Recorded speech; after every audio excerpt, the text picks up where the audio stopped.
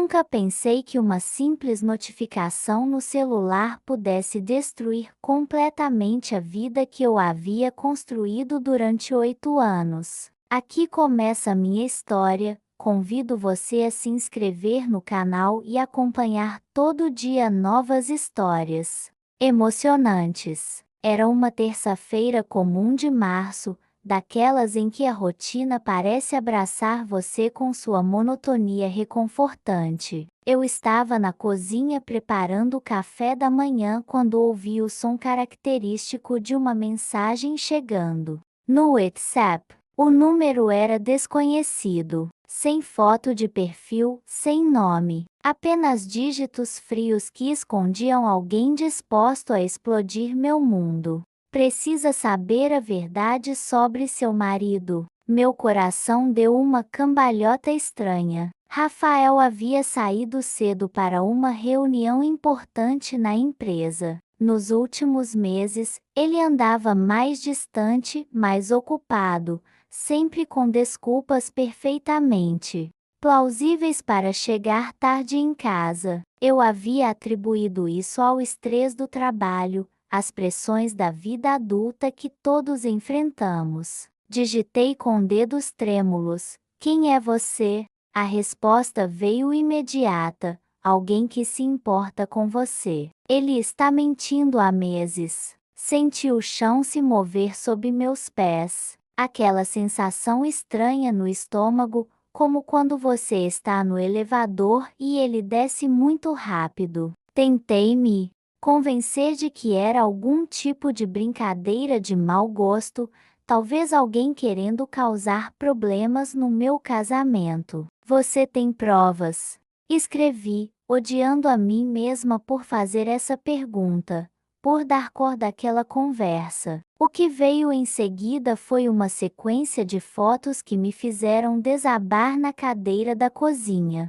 Rafael entrando em um hotel do centro da cidade. Rafael saindo de um carro que não era o nosso. Rafael caminhando de mãos dadas com uma mulher loira que eu reconheci imediatamente, Clara, a nova colega de trabalho sobre quem ele havia comentado algumas vezes. Minha visão ficou embaçada. As lágrimas começaram a escorrer sem que eu percebesse, manchando a tela do telefone. Cada foto era como uma punhalada certeira no peito. A primeira mostrava os dois entrando no elevador do hotel, ela rindo de algo que ele havia dito. A segunda era ainda mais dolorosa, um beijo apaixonado no estacionamento, as mãos dele nos cabelos dela, a intimidade óbvia entre eles. Há quanto tempo? Consegui digitar depois de longos minutos tentando recuperar o fôlego.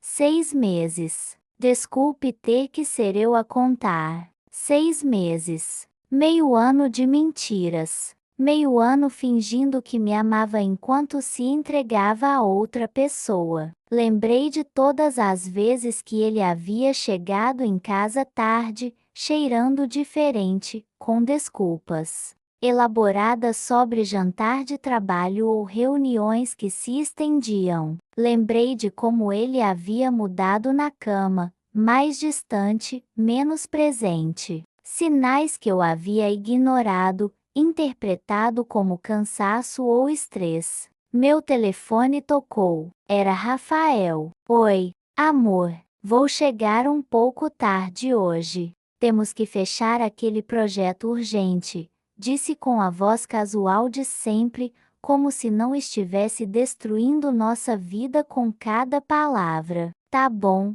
murmurei, ainda olhando para as fotos na tela. "Está tudo bem. Você parece estranha." Por um momento, pensei em confrontá-lo ali mesmo, no telefone. Mas algo me impediu. Talvez fosse o choque. Talvez fosse o desejo de entender completamente a extensão da traição antes de agir. "Sou um pouco cansada", menti. O dia se arrastou como uma eternidade. Cada minuto parecia ter 60 horas. Tentei trabalhar, mas as palavras dançavam na tela do computador sem fazer sentido. Tentei comer, mas tudo tinha gosto de papel. A casa, que sempre havia sido nosso refúgio, agora parecia um palco onde eu havia sido a única atriz interpretando, sinceramente, seu papel. Por volta das 3 da tarde, meu telefone vibrou novamente.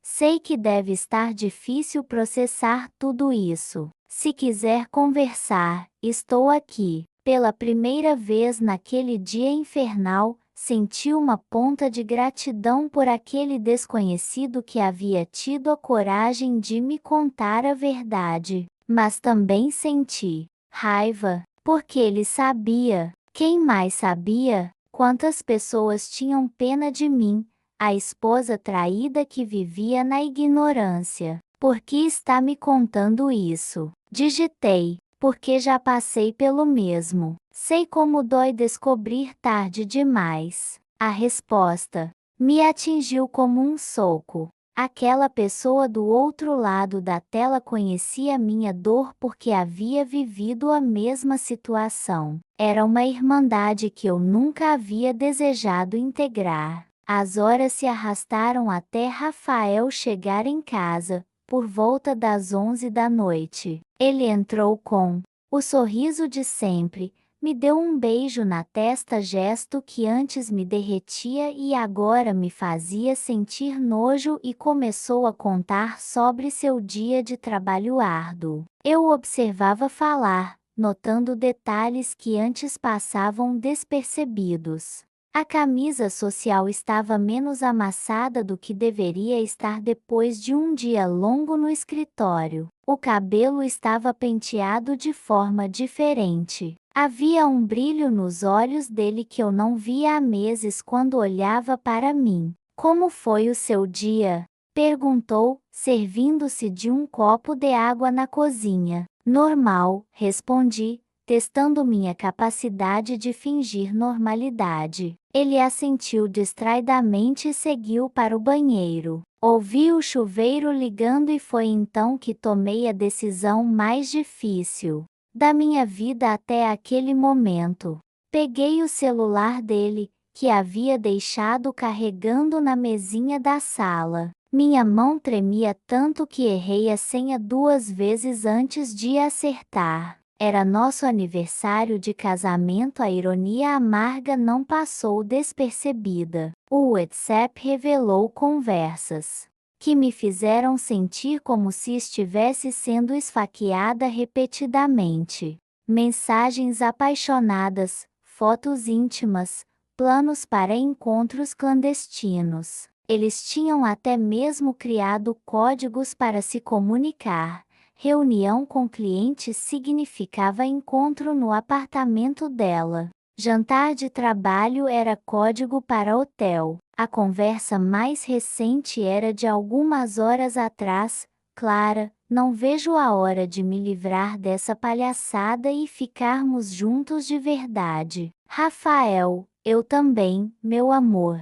Só preciso encontrar o momento certo para falar com ela. Meu sangue gelou. Eles estavam planejando um futuro juntos. Rafael estava planejando me deixar, mas ainda não havia encontrado o momento certo para destruir completamente minha vida. Guardei o telefone exatamente como estava e voltei para o quarto.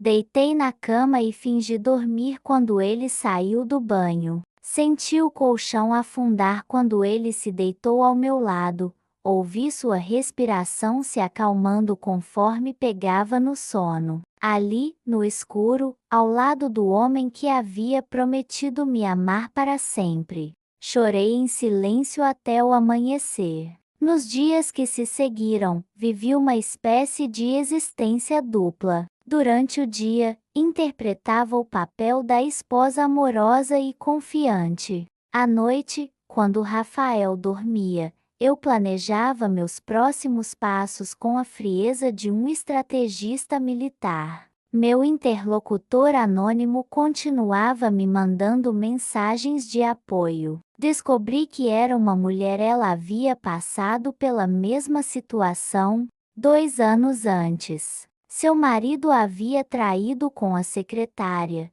e ela só descobriu quando alguém teve a coragem de contar a verdade. Você vai confrontá-lo? Perguntou ela. Ainda não sei. Preciso me organizar primeiro. E foi exatamente isso que fiz. Consultei um advogado discretamente, organizei nossos documentos financeiros, transferi metade do dinheiro da conta conjunta para uma conta só minha. Cada ação era calculada, pensada para me proteger do caos que estava por vir. Uma semana depois de receber a primeira mensagem, tomei uma decisão. Não conseguia mais viver naquela mentira. Não conseguia mais beijar aqueles lábios que sussurravam palavras de amor para outra mulher.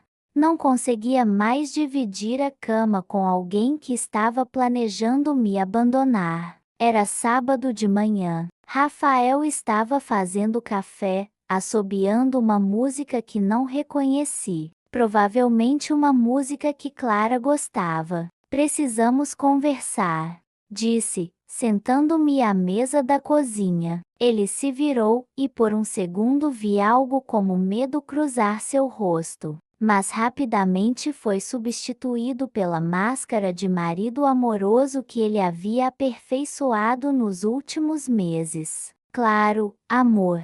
Sobre o quê? Coloquei o celular na mesa e mostrei as fotos que havia recebido uma semana antes. O silêncio que se seguiu foi ensurdecedor. Vi sua expressão mudar da confiança para o choque, do choque para o pânico, do pânico para a resignação. Era como assistir a uma pessoa se afogando em câmera lenta. Eu posso explicar, começou ele, mas levantei a mão para interrompê-lo. Não quero suas explicações. Já li suas conversas com ela. Já sei que vocês estão planejando um futuro juntos. Só quero que você saia da minha casa. As próximas horas foram um borrão de gritos, lágrimas, tentativas patéticas de justificativa e súplicas por perdão. Rafael passou por todos os estágios. Negação não é o que parece.